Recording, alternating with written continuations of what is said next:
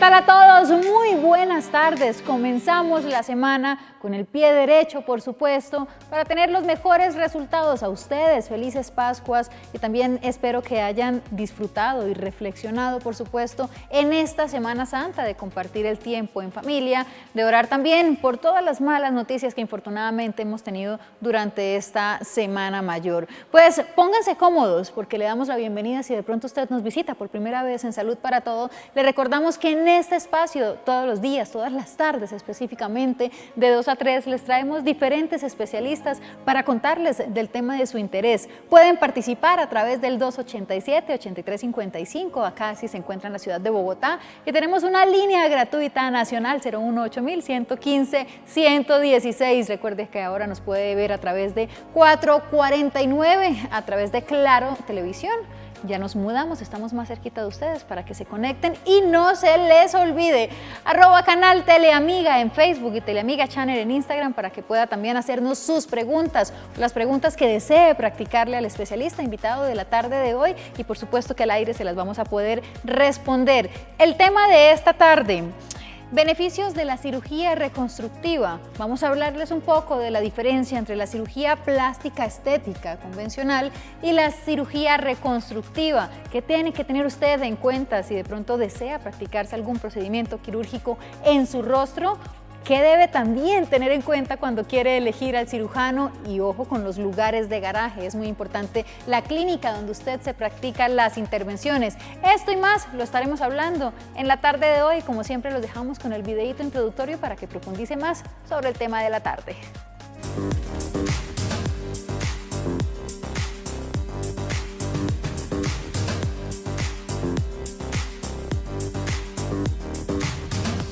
En términos generales, la cirugía reconstructiva es una rama de la cirugía plástica en la que su principal objetivo es restablecer las condiciones anatómicas de un tejido dañado y su funcionalidad, además de buscar devolverle un aspecto inicial o normal. Traumatismos, enfermedades, cirugías estéticas mal realizadas y defectos congénitos requieren la intervención de cirujanos especializados para devolverle el aspecto y funcionalidad a zonas afectadas, así como para una reintegración a la sociedad y una mejora en la autoimagen. La cirugía plástica estética es una rama de la cirugía que busca dar armonía y proporciones a las características faciales o corporales de las personas que buscan una mejoría en su autoimagen y aspecto. El reto principal de la cirugía reconstructiva es lograr restablecer la funcionalidad, forma, proporciones y volúmenes de la zona tratada para que el paciente logre una perfecta reintegración a la sociedad y a sus actividades cotidianas. Existen varias aplicaciones de la cirugía plástica reconstructiva, como el seno, en el que se lleva a cabo en mujeres que han tenido cáncer de seno con una mastectomía. En el caso de quemaduras, se hace recuperación del tejido a través de la colocación de nueva piel a partir de la expansión de la piel sana, injertos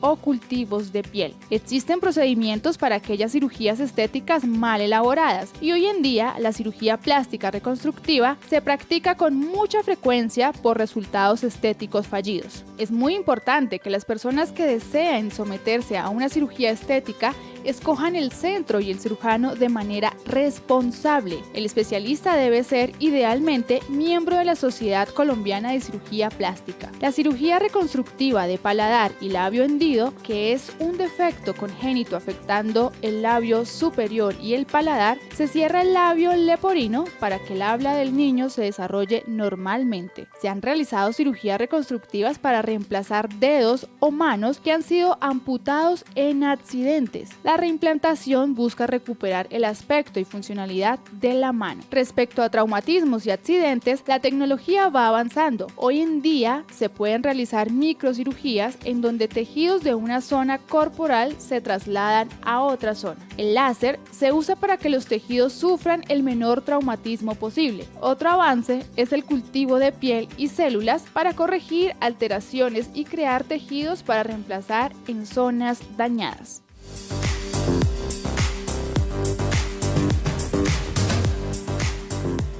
Gracias a la medicina, a los avances tecnológicos y por supuesto a los profesionales que deciden dedicar su vida para cambiar la vida de los demás, para hacerlos felices y también para que ellos puedan reintegrarse a la sociedad en caso no solo de la cirugía reconstructiva, sino de las personas a quienes les cambia también el autoestima cuando se hacen un arreglo estético en el rostro. Recuerden, tenemos nuestras líneas de contacto ya a su disposición, 287-8355 y 018-115-116. Saque la agenda y el lápiz, vaya anotando todas las preguntitas que quiera hacerle a nuestro profesional, porque ella se encuentra con nosotros en el set. Vamos rápidamente a una pausa y ya volvemos con más de Salud para Todo.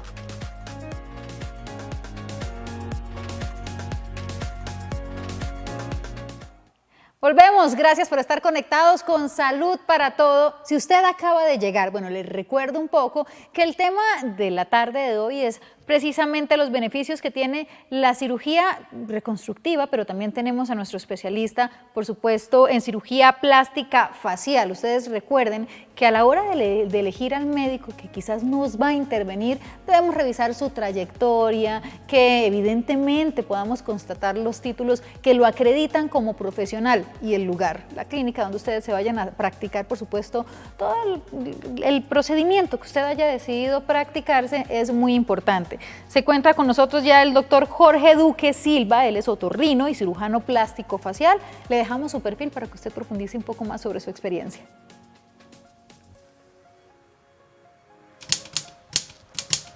(350-369-4737) es el número de contacto de nuestro profesional invitado en la tarde de hoy.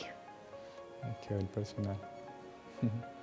Doctor, y sin más preámbulos, bienvenido a Salud para Todo, qué honor tenerlo acá. Buenas tardes, Cris. Muchas gracias por tu invitación en este genial programa que nos permite dar la oportunidad de informar, una cosa que es tan importante, ¿no? Informar a los pacientes, porque pues, desafortunadamente hay mucha falsa información y falso marketing también que llamo yo, ¿no? Entonces es muy importante aclarar, como muy bien decíamos, para que cualquier paciente que se decida realizar un procedimiento tanto quirúrgico como no quirúrgico esté en manos de personal capacitado. ¿Cuántos errores aún hoy por hoy, doctor? A pesar de tantas noticias, hasta en figuras públicas de nuestro país hemos visto, digamos que estos eventos infortunados, doctor. Pero bueno, por ahí detrás de cámaras me decían, Cris, cuando presente al doctor tenga cuidado porque es que es especialista en rostro. Y yo me preguntaba, pero entonces, ¿el cirujano plástico debe siempre especializarse en una parte o hay alguno general? ¿Cómo funciona, mi doctor? Bueno, Cris, desde luego, entre más preparación se tenga, pues obviamente mucho mejor. Y desde luego la cirugía plástica facial, recordemos que la cara es una parte muy difícil. Entonces siempre es importante formar una parte funcional para combinarla de una manera con una parte cuando te vas a hacer un tratamiento estético, ¿no? Porque no sirve para nada tener una nariz muy bonita si tú no puedes respirar con ella. Entonces de ahí siempre, desde la parte funcional, es que realizamos los cambios estéticos, pero entendiéndolo como un todo. Tú no puedes ver, por ejemplo, una nariz solamente por la parte estética, tienes que verla, obviamente, como un complejo integral. El rostro, ¿no, doctor? Claro, porque algunos sí. Los tenemos delgadito, otros más cuadradito y todos de pronto vamos a querer la nariz respingada y de pronto resulta que no nos va a combinar. Por eso es muy importante tú estudiar cuáles son las medidas, las proporciones, los ángulos de la cara de cada persona, para así poder proporcionar un resultado que sea muy natural, porque nadie se tiene que dar cuenta que te operaste, sino simplemente que te digan, ah, estás más linda, pero no que te des cuenta que te hiciste un botox, que te hiciste un ácido hialurónico, que te hiciste una rinoplastia, sino simplemente cuando tú haces un resultado natural, la gente te va a decir, ah, estás mucho más linda, pero no tiene por qué enterarse qué es lo que te has hecho. Doc, en su experiencia, de pronto cuando atiende a los pacientes, ¿ha recibido alguno para cirugías secundarias a procedimientos mal hechos anteriormente o de pronto que hayan afectado un poco su rostro? Por supuesto, debido a la dificultad, como mencionábamos, de todas las cirugías de la cara, específicamente la rinoplastia, es muy frecuente cometer errores. Entonces por eso igual siempre recalcamos que es tan importante formarse muy bien para poder disminuir esa probabilidad de cometer errores. Entonces, de luego, siempre nos llegan narices que han sido operadas 2, 3, 4, incluso ¡Carambas! 5 o 6 veces. ¿Y la nariz continúa funcionando después de unas 4 o 5 intervenciones? Desafortunadamente, si se aísla la parte funcional, la parte estética, muchas veces las personas acuden incluso no solo para mejorar su parte estética, sino primordialmente su parte funcional, porque no respiran. y es muy triste, pero es algo Sí, claro, muy se ve frecuente. bonita, pero no está sirviendo para lo que realmente es la nariz, ¿no? Exactamente. Que es para respirar. Doctor, ¿cuáles son los errores que de pronto pues todos nosotros como pacientes podemos cometer comúnmente cuando elegimos operarnos? Pues primero, siempre decimos buscar personal que esté capacitado. Como muy bien sabemos, la medicina estética, ¿no?, está dividida en médicos estéticos, cirujanos plásticos, otorrinos, con sus especializaciones en cirugía plástica facial. Entonces siempre se recomienda algún personal que tenga la formación suficiente respecto a la cirugía que nos queremos hacer. Eso es lo primero, ¿no? Buscar a alguien que realmente esté formado para, como bien decíamos, disminuir esa probabilidad de complicaciones y Doctor, poder que los aumentar. títulos no sean falsos. ¿Uno cómo valida todo eso? Claro que sí, por eso es tan importante asegurarnos que esté en alguna de las sociedades científicas. Muy bien sabemos que para poder ser miembro de las sociedades científicas, ellos mismos revisan tu currículum, tu hoja de vida y que realmente te encuentres capacitado para que ellos te avalen, ¿no? Entonces ahí es donde siempre insistimos tanto, fijarse en las sociedades, ¿no? Si eres parte de la Sociedad de Cirugía Plástica, si eres parte de la Sociedad de Cirugía Plástica Facial, de la Sociedad de ¿Cuántas Otorrino. sociedades hay? Son sociedades, no asociaciones. Son sociedades, exactamente. Depende igual obviamente de la especialización, pues cada uno tiene su sociedad. Pero ahí es donde decimos, por ejemplo, en nuestro caso está la Sociedad de Otorrino y además está la Sociedad de Cirugía Plástica Facial. ¿Uno puede consultarlo a través de internet? Por supuesto, en las páginas de las sociedades se encuentran un ítem de los miembros activos de dicha sociedad. Entonces, Del listado para que ustedes queden exactamente. tranquilitos, ¿no? Claro que sí. Bueno, doctor, ¿cómo avanza en nuestro país el tema de los lugares de garaje? Y también de los profesionales de garaje que no terminan siendo profesionales, sino que terminan, por el contrario, haciendo mucho daño a las personas. Pues mira, yo estuve viviendo durante 8 años en Madrid, dedicándome al otorrino y a la cirugía plástica facial. Y fue muy lindo ver que el nivel que tenemos en Colombia de cirugía plástica facial le llevamos años luz a la mayoría de países. Es algo muy grato, ¿no? Ver pues, de colombiano, ¿no?, que tenemos productos UNOA. Pero desafortunadamente también hay personal que no está capacitado, entonces ahí es donde decíamos, si tú te operas con alguien o te realizas un tratamiento no quirúrgico con alguien que no tenga la experiencia y la formación suficiente, aumenta los riesgos de malos resultados, de posibles complicaciones.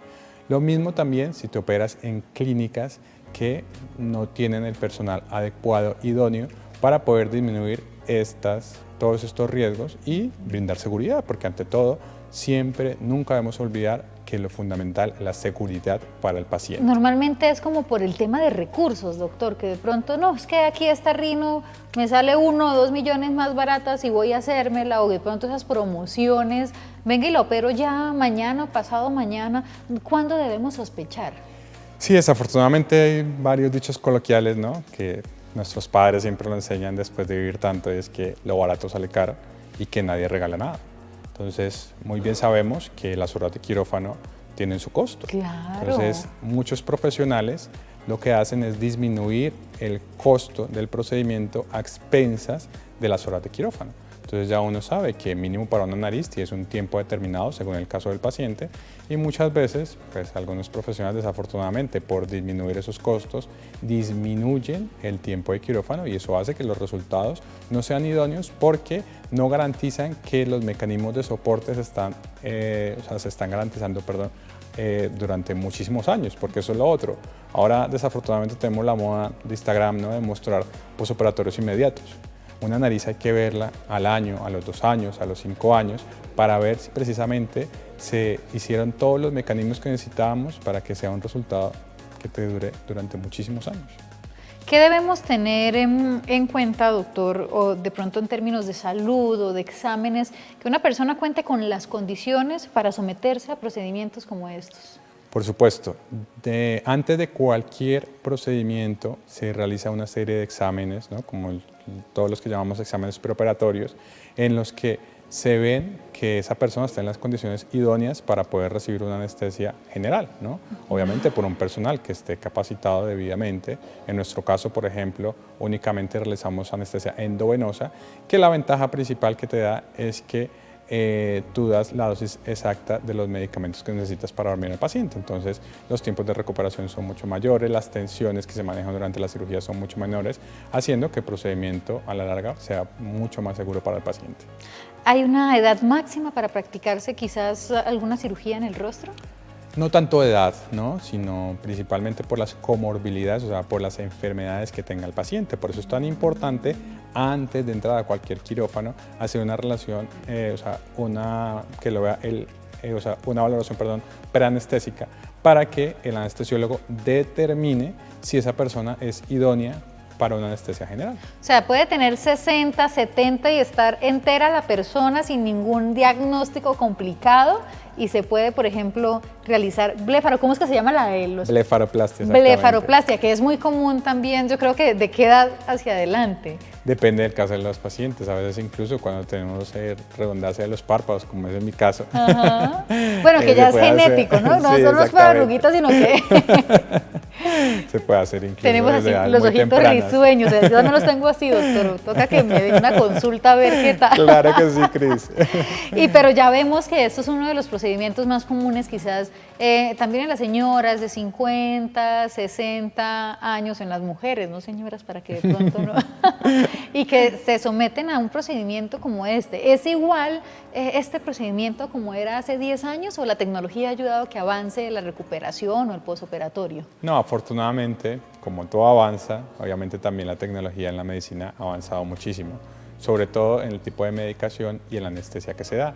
Eso hace que se disminuya muchísimo el riesgo, ¿no?, de una persona con anestesia general. Ya no era como hace muchísimos años, ¿no?, que incluso en los inicios que se hacía con éter, que era el típico que veíamos lo del pañuelito, ¿no?, pues obviamente eso ha evolucionado muchísimo, tanto el tipo de anestesia como el tipo de técnicas que se realizan, como muy bien decimos, para minimizar todo ese riesgo que se puede exponer a un paciente. Oiga, doctor, yo siempre he tenido una duda con la anestesia y es que los mitos, ¿no?, que normalmente escuchamos, a mayor cantidad de anestesia o entre mayor sea el tiempo o se prolongue con anestesia, más difícil va a ser la recuperación, ¿es cierto? Depende del tipo de anestesia que se utilice. Nosotros se realiza con propofol y remifentanil, que son dos medicamentos que se utilizan por vía endovenosa, en la cual se puede tener dormida a la persona durante muchísimas horas con un riesgo mínimo casi nulo. Y no va a afectar. Tenemos llamada a esta hora de la tarde. ¿Con quién hablamos? Aló, con Valentina. Bienvenida y cuéntenos qué pregunta tiene para nuestro especialista invitado. Lo que sucede es que hace como 6 años que tengo rinitis y pues no me mando a operar por miedo. Y quisiera saber si, digamos, si me mando a operar, me cambia en alguna forma la nariz o algo, o pues qué sucede cuando uno se opera. Bueno, doctor, la rinitis en una rinoplastia, ¿cómo hacemos? Valentina, buenas tardes, ¿cómo estás? Muchas gracias por tu llamada. Bueno, pues te comentamos, como muy bien decíamos, hay una parte funcional que nunca se debe olvidar dentro del tema de la rinoplastia.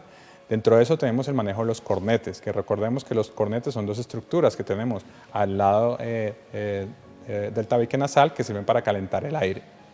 En los casos de la rinitis, como es un proceso alérgico, muchas veces estos cornetes se vuelven mucho más grandes. Eso hace que no pueda respirar bien. Nosotros obviamente tenemos una técnica quirúrgica para ayudar a disminuir el tamaño de los cornetes y así que sea mucho mejor tu respiración. ¿Cuáles son las patologías, doctor, o las condiciones que podemos tener, digamos que en términos de la rino y que nos pueden afectar la respiración o las enfermedades más comunes a nivel de la nariz? Tenemos bastantes, principalmente la rinitis, que como bien sabemos es una causa muy común, ¿no?, que todos sufrimos en algún momento, que de hecho tiene un índice de incapacidad muy alto. En Estados Unidos siempre se calcula, como tú sabes que a los americanos les gusta calcular todas las tasas. Todos son cifras. Exactamente, tienen un índice de incapacidad altísimo, que muchas veces aquí pues no se cuenta, ¿no?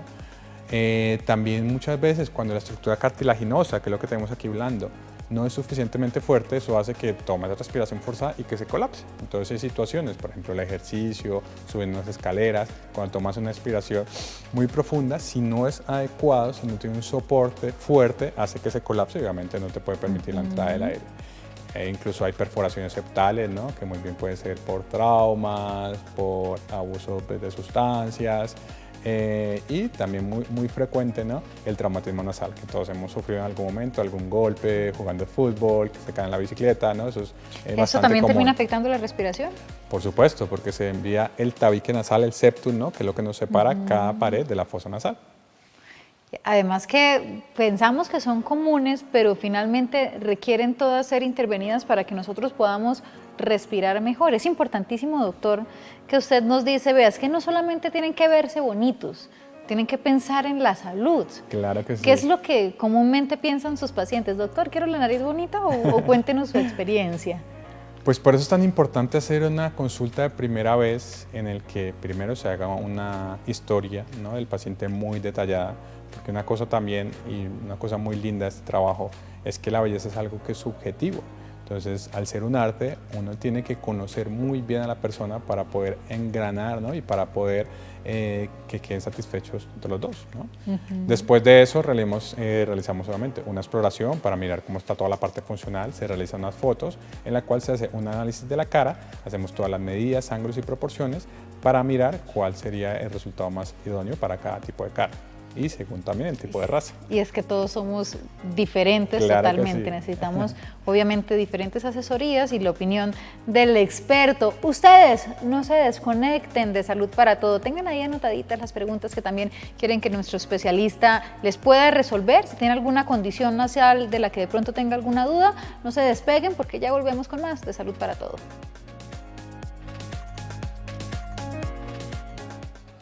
Continuamos con nuestro especialista invitado de la tarde de hoy, el doctor Jorge Duque Silva. Oiga, doctor, a propósito de recordarles el nombre, ¿cómo aparece en Instagram?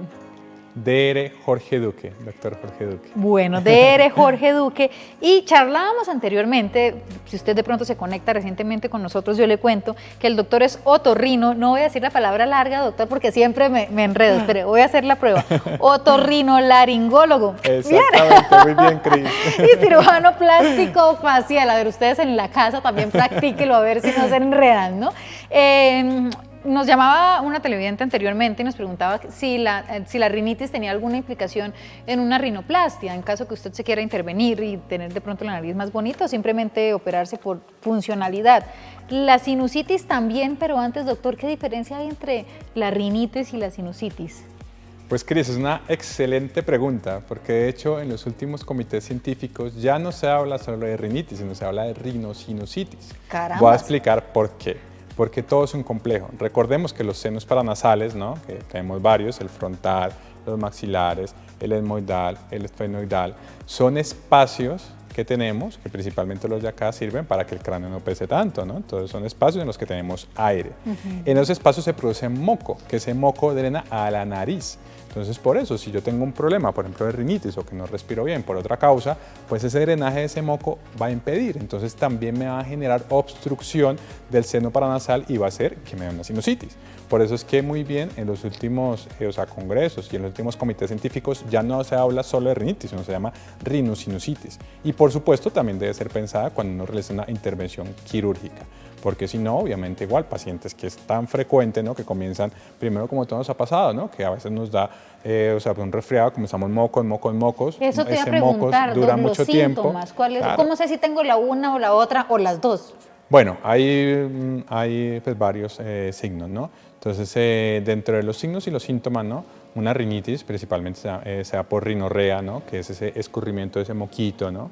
Que es un moquito que es muy claro, ¿no? Cuando Que ya es en el como momento, agüita. Que es como agüita, Ajá. que es el típico que todos Perdón nos da ser y tan comenzamos... explícita, pero es para que ustedes nos entiendan. Claro, siempre igual tenemos que dar un lenguaje que se entienda, que es lo más importante. Si ese proceso continúa, entonces ya ese moquito no pasa a ser tan espeso, no comienza con un color amarillo, ¿no? Ya comienza a oler un poco feo.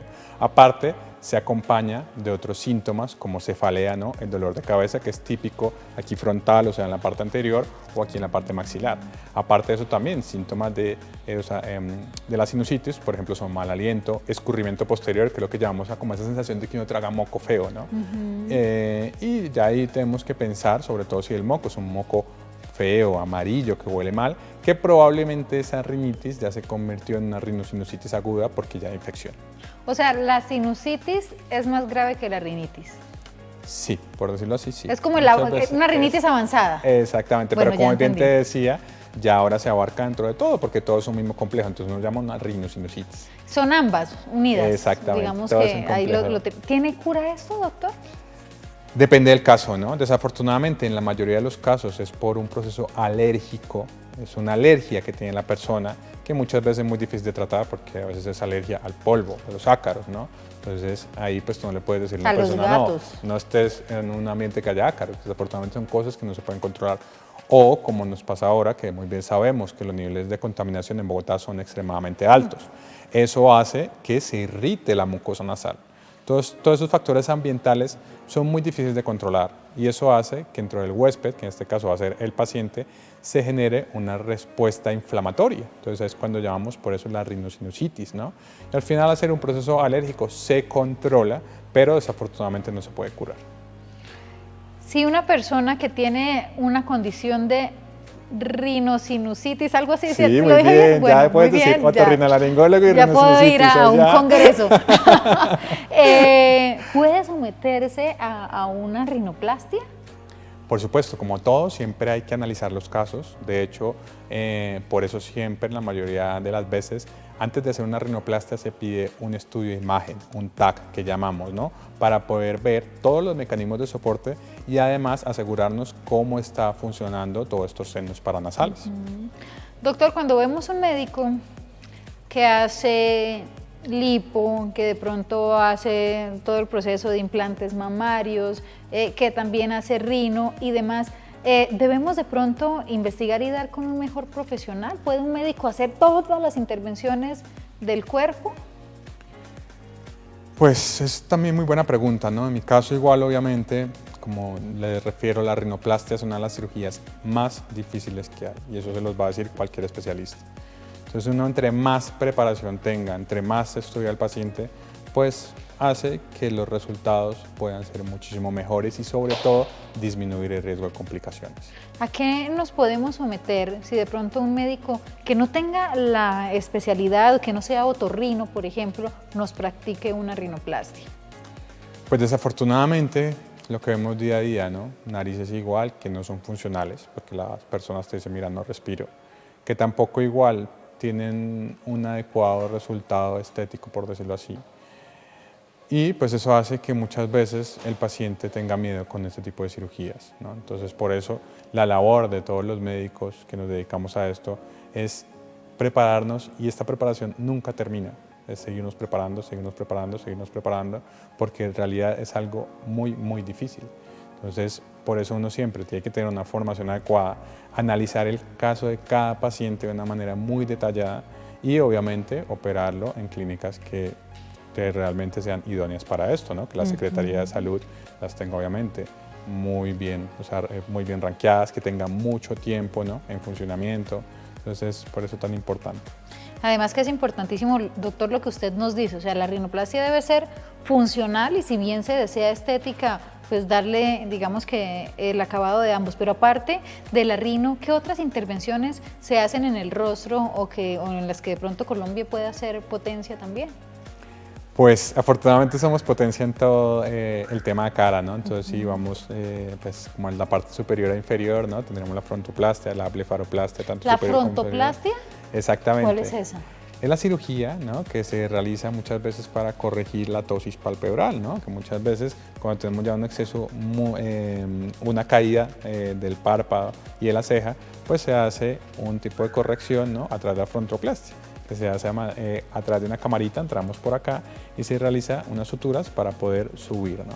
Entonces, ¿Se suben que como estas expresiones? claro, pero obviamente, pues por eso es tan importante analizar el caso de cada paciente, porque cada paciente pues debe ser beneficiado tanto en tratamiento quirúrgico como en Claro, quirúrgico. cada uno es un caso totalmente diferente. Me dicen que tenemos llamada a esta hora de la tarde. ¿Con quién hablamos?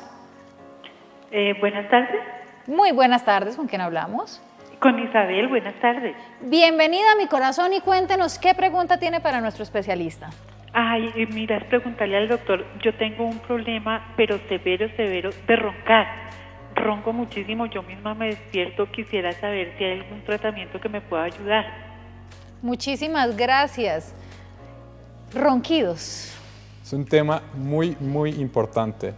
Y de hecho, el tema del SAOS, ¿no? Que ya es cuando avanzan ronquidos, ¿no? De síndrome de apnea del sueño, es una enfermedad que su prevalencia ha aumentado muchísimo en los últimos años. ¿Y por qué? Porque desafortunadamente cada vez somos más obesos.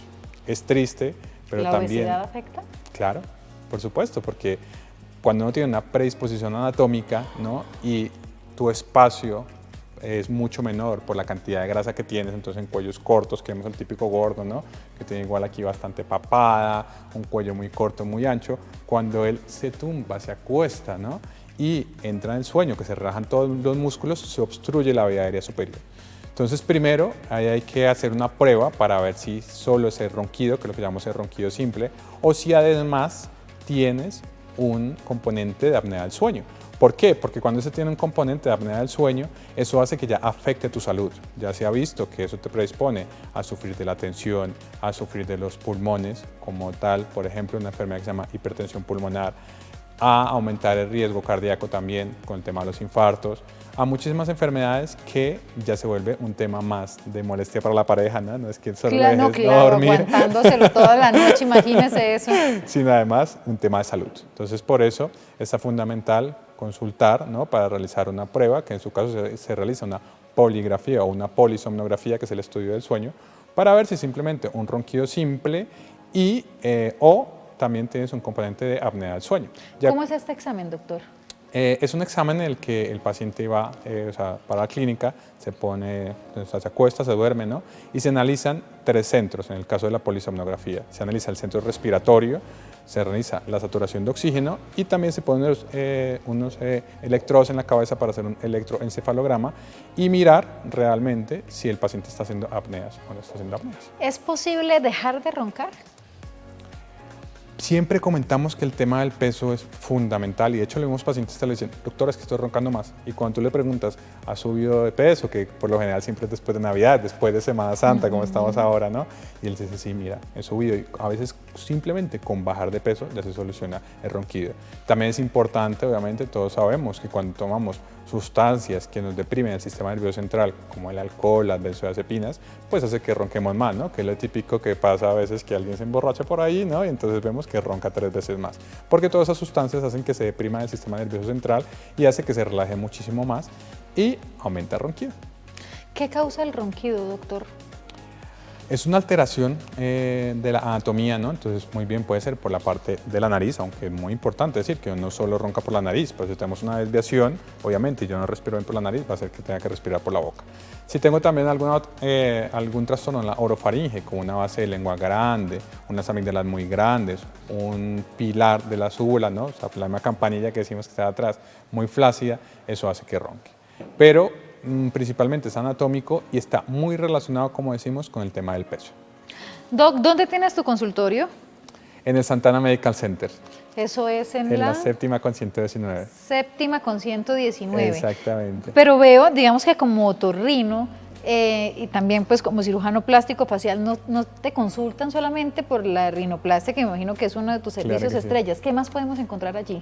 Bueno, yo ahora estoy dedicado en exclusiva a la cirugía plástica facial, porque realmente es un campo tan difícil que yo creo que merece la pena su dedicación exclusiva.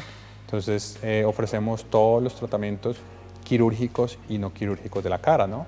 Es muy importante, ahora de hecho igual, los médicos estéticos muchas veces, no digo todos obviamente, sino algunos, intentan reemplazar o solamente brindar tratamientos no quirúrgicos y no mencionan los quirúrgicos. Y como todo, tiene sus ventajas y sus desventajas. Entonces, por eso es tan importante, uno, analizar al paciente, formarse como médico para poder darle todas las opciones de tratamiento al paciente y con sus pros y sus contras, cuál sería el tratamiento idóneo para cada caso determinado. ¿Cuáles son los quirúrgicos y cuáles son los no quirúrgicos que ofreces en el consultorio? Dentro de los quirúrgicos tenemos, como bien decíamos, la frontoplastia, blefaroplastia, el lifting facial, ¿no? Que es la ritidoplastia, El lifting facial es este que he visto como que se hacen en las mejillas un poco. Sí, pero ¿sí? es muy importante uno saber manejar un musculito que está debajo de la piel, que es el ESMAS, se llama, que es el músculo que nos ayuda a gesticular y dar todas las expresiones. Cuando se maneja ese músculo, hace que te quede un resultado natural, no el típico de velocidad, así que ni siquiera puede Sí, mover, claro. ¿no? Que es lo que llamamos la cara de que uno velocidad. que se ve que no es natural, claro, ¿no? Exactamente. Entonces, por eso es tan importante uno formarse bien, ¿no? Para poder igual conocer toda la anatomía y poder hacer un resultado muy natural, ¿no? También ofrecemos todos los tratamientos cervicales, ¿no? De lipo cervical, lifting también cervical. La de la papada, eso la es de la buenísimo, papada, también he exactamente. visto. Exactamente.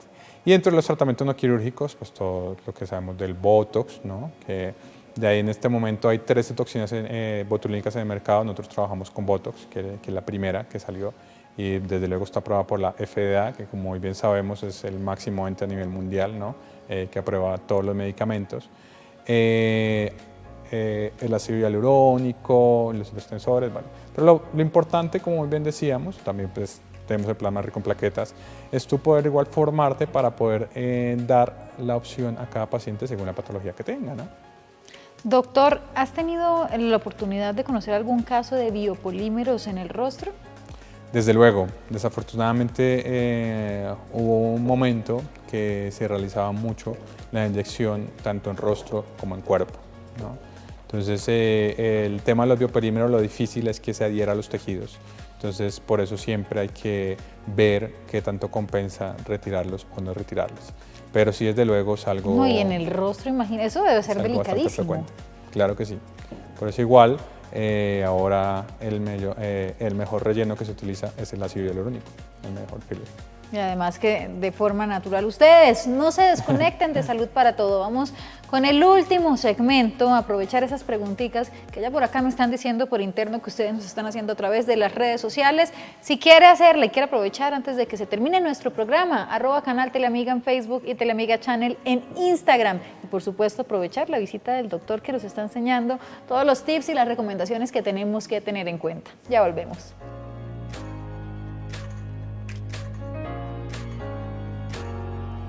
Gracias por continuar en Salud para Todo. Venga, yo les recuerdo, si usted de pronto nos visita por primera vez, que en este espacio hablamos, pues no solamente por supuesto de los temas de salud que nos convienen directamente o que nos afectan como diagnósticos o patologías, también de nuestras mascotas, también del medio ambiente, de todo el entorno y de todo el significado completo de la salud para que tengamos una vida más sana y más plena. Bueno, doctor, estábamos hablando de biopolímeros que normalmente hemos conocido los casos más comunes que son en glúteos.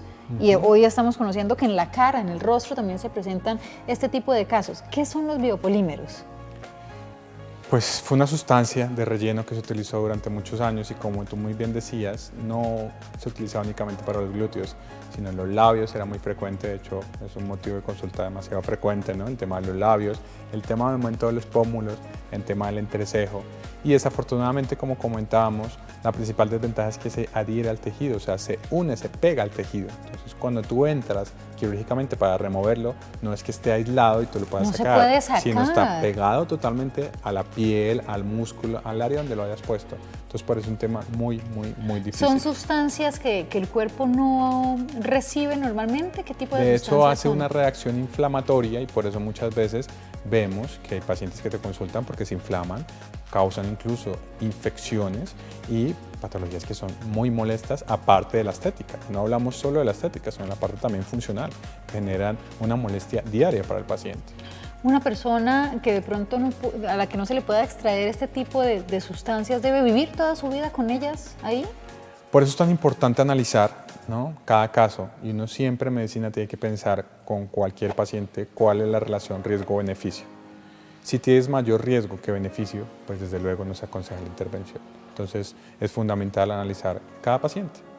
como bien decíamos. Bueno, doctor, hablemos un poco, para cerrar el programa del día de hoy, la entrevista de esta tarde, de las conclusiones que deben tener, pues debemos tener todos, también me incluyo como paciente, a la hora de elegir. Es que es muy importante y soy muy reiterativa en este tema, a pesar de las noticias que día a día vemos desde nuestros televisores, con los casos de personas que arriesgan su vida, de muertes inclusive, por someterse o por ir con personas que no están acreditadas para realizar procedimientos, esa listica que podamos concluir para que las personas puedan anotarlos. Antes tenemos una llamada, me informan que tenemos una llamada. ¿Con quién hablamos? Buenas tardes, con gusto. Wilson, bienvenido y cuéntenos qué pregunta tiene para nuestro especialista. Mire, yo tengo una duda frente a los remedios caseros del oído. Pues tengo en duda si en verdad la orina sirve para la desinfección del oído. Los de las abuelitas, ¿no? Que a veces tenemos presente y que me duele y que qué hacemos. Bueno, Wilson, buenas tardes, muchas gracias por tu llamada. Dentro de medicina hay una cosa que se llama medicina basada en la evidencia, ¿no?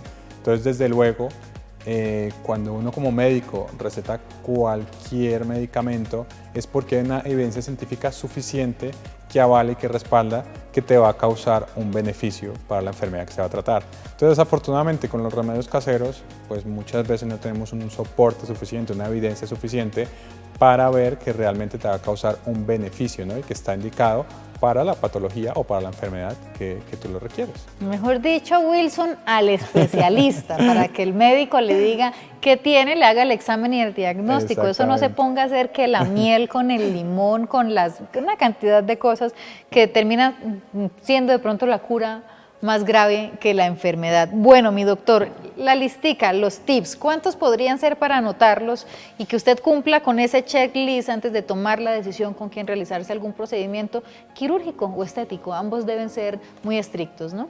Pues, Cris, yo le resumiría en una palabra que integra todos esos tips, ¿no? Que es formación. Cuando vemos que igual es un personal que está formado, tanto el médico, la clínica, el anestesiólogo, obviamente el cirujano, como decíamos, pues hace que disminuyamos esos riesgos, ¿no? Y que se realice y que tengamos un resultado esperado en cuanto a lo que habíamos planteado. Entonces es muy, muy importante la formación, dentro de la cual incluimos todos los estudios que realizamos, todos los cursos a los que asistimos, todos los congresos, ¿no? Que muchas veces el paciente pues está mal informado y se deja confundir por las redes sociales. Las redes sociales, desde luego, es algo fabuloso, es algo espectacular, pero últimamente está pasando que desafortunadamente se fija más en cuántos seguidores tienen en cuanto a tu currículum o tu hoja de vida. Entonces, por eso es tan importante que nos informemos, que realmente veamos que con quién te vas a operar, con quién te vas a hacer un tratamiento, si las fotografías son ciertas. Exactamente. Con quién te vas a hacer un tratamiento, sea quirúrgico o no quirúrgico, sea una persona que tenga la formación suficiente para poder realizar ese procedimiento. ¿Cómo te va, doctor, con el público extranjero? ¿Es Colombia potencia con las personas que viajan acá? Es muy grato. Afortunadamente tenemos muy buena fama a nivel mundial. De hecho, igual, como te comentaba, en mi estancia durante 8 años en España, los colombianos teníamos muy buena fama en cuanto al tema estético. Y es muy lindo, la verdad, saber que somos potencia a nivel de la cirugía plástica facial. ¿Has tenido la oportunidad de atender en tu consultorio, intervenir personas de... Claro que sí. ¿De qué países te consultan más o de pronto vienen a...? Bastantes, igual es que, bueno, de Panamá, de toda Sudamérica, de Europa también. Estados Unidos, claro, es que el tema del cambio de la conversión de la moneda también para ellos es más atractivo que acá en pesos colombianos una intervención quirúrgica salga más económica que en dólares, por ejemplo. Por supuesto, y lo mejor es que podemos brindar un producto de calidad en todos los sentidos. Entonces, ahí es cuando realmente decimos que somos potencia, porque se está brindando un producto que tiene muchísima y una calidad demasiado alta. ¿Por competencia de otros países que sean también potencia en cirugía plástica aparte de Colombia, acá en Sudamérica? Bueno, pues según las estadísticas de la Sociedad de Cirugía Plástica, ¿no? Brasil también tiene bastante volumen, México también tiene bastante volumen, Estados Unidos, dentro de Europa también sorprendentemente Suiza tiene bastante volumen, pero es pero es Pero todo un vamos orgullo. punteando, como la Exactamente. selección Colombia. Mi doctor, recuérdanos las redes sociales y por supuesto la invitación para todas las personas que nos están acompañando en el programa de esta tarde y que están considerando practicarse alguno de los procedimientos que hoy hemos charlado o por supuesto ir de pronto a consulta para que usted los pueda asesorar de mejor forma. Desde luego, mi red social, mi Instagram es drjorgeduque. Y bueno, también quería pedirle al cámara si me podía llegar aquí con un primer plano en cuanto a una publicación que intento realizar casi todos los días, que es en cuanto a las medias, ¿no? A los calcetines, como le dicen en España. He sido un Doctor, poco más lo he cauto. entrevistado casi durante una hora y no, debe ser la mesita que me lo estaba He sido tapando. un poco más cauto, ¿no? Pero siempre suelo ponerme una media de uno y otra de otra, y Ajá. esto va en contra de la explotación médica. Desafortunadamente, no solo en la cirugía plástica facial, sino en muchas especialidades, los médicos somos expuestos a veces a horarios que realmente no deberían ser pues, los adecuados. Turnos, ¿no, doctor? Tal cual. Entonces es una pequeña campaña que ya llevamos bastante tiempo realizándola. ¿Y podemos unirnos? Claro que sí, por favor, encantado. Una media de una de otra, la fotico y el hashtag, entonces. Tal cual. ¿Cómo es el hashtag? Crazy for Doctors. Oye, buenísimo, mi doctor. Recuérdanos números de contacto y dirección del consultorio. Claro que sí, el número de contacto es 305-816-9222 y estamos ubicados en el Santana Medical Center, como bien decíamos, en la carrera séptima con 119. Eso no tiene pérdida aquí, una muy buena ubicación. Doctor, se nos pasa el tiempo volando cuando hablamos de temas tan interesantes, pero tiene que prometernos que va a volver. Por supuesto, Cris, muchísimas gracias por la invitación a tu programa Salud para Todo y ha sido todo un gusto poder compartir esta tarde lluviosa. Oiga, doctor, vea, me quiero ir, pero no me dejan. Hay una llamada a esta hora, vea, ¿con quién hablamos? Muy buenas tardes. Señorita, ¿cómo puedo para hacerle una... Mi corazón, 500 de volumen, un poquito más durito para que el doctor te pueda escuchar mucho mejor. Es para decirle al doctor que cuando un niño se pone morado y el médico le saca un electrocardiograma, dice que tiene una intervención pulmonar leve. ¿Por qué se da esa intervención pulmonar leve? ¿Le escuchaste bien, mi doctor? ¿O le decimos a nuestra querida sí, de Viviana pronto que nos igual repita la Nos puede Vivianita? repetir, Viviana, por favor, que te escuchamos electrocardiograma y hipertensión, pero no. Sí, yo le escuché esas dos palabras también, pero no sé si tenemos a alguien de pronto en máster que nos repita la pregunta para que podamos solucionarla. Si no alcanzamos, igual se la solucionamos por las Claro redes que sociales para que la tengan presente. ¿O la tenemos todavía al aire? Sí, sí. Ah, ahora sí, ¿Aló? muy bien. Eso, mi corazón. señora. Fuerte y claro. Gracias. Ante todo, felicitarlo por tan importante programa. Tan Le quiero linda. comunicar lo siguiente. Tengo un niño de 5 años. Nació con un problema de apnea de sueño. Lo he llevado a diferentes especialistas, pero siento que mi hijo sigue igual. Se ha complicado mucho en la madrugada, no duerme. Llegué demasiado tarde al programa y me interesa mucho lo que dijo el doctor respecto a la rinitis. Por favor, que me explique, ya se está acabando el programa, lo esencial. Estoy interesada mucho en esta información. Gracias. A ti, querida, por llamarnos y ustedes todos los teleamigos también que se contactan con nosotros. Vea, no me dejan ir al doctor del programa. Doctor, 5 años con apnea. Bueno, pues para este tipo de casos obviamente es necesario realizar una consulta, que te invitamos para que vas a nuestra consulta, para poder ver, ¿no?, todos los antecedentes y según eso mirar cuál es el problema de base y ya obviamente brindar pues un posible tratamiento, ¿no? Porque pues hay muchas causas de apnea, ¿no? Hay apnea central, hay apneas periféricas, muchas veces puede ser porque tienen las amígdalas grandes, porque tienen la base de lengua muy grande, entonces en esos casos obviamente sí hay que examinar. ¿Y es como en una edad tan joven? Sí, tan pequeños está. De hecho, igual ahora la causa de quitar las amígdalas, la mayor causa en el mundo, es por la apnea del sueño. Ya no son por las infecciones a repetición como pasaba antes. O sea, la primera causa ahora es la apnea del sueño. Mi doctor, ahora sí.